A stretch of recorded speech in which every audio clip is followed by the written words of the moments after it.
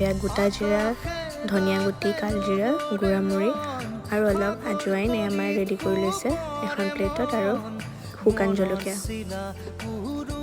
এতিয়া মছলাখিনি ৰেডি কৰি থৈছিলে, যিখিনি মছলা সেইখিনি মছলা অলপ কেৰাহীত এনেই অলপ ৰ'ষ্ট কৰি ল'ব তেল নিদিয়াকৈ। তিতা লাগিব বোলে এয়া মায়ে নমাই লৈছে তাৰ পৰা।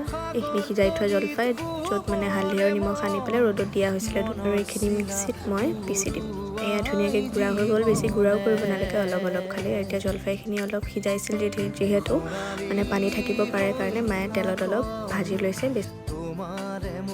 ইয়াতে এতিয়া সোৱাদ অনুযায়ী নিমখ দিলেই হ'ল। সিজাওঁতে দিছিলে, তেওঁ দিছে, আৰু ইয়াত অলপ জলকীয়া গুড়ি অলপ দি দিছে যাতে আচাৰটোত জ্বলা হয়। পিচি থোৱা মছলাখিনি দি দিছোঁ ইয়াতে, বেছি গুড়াও কৰা নাই। চাহ বনাবতো চবেই জানেই, আৰু ছোৱালী এটা ভিডিঅ' কৰি থৈছে আৰু ভাল লাগিলে লাইক কৰি দিব।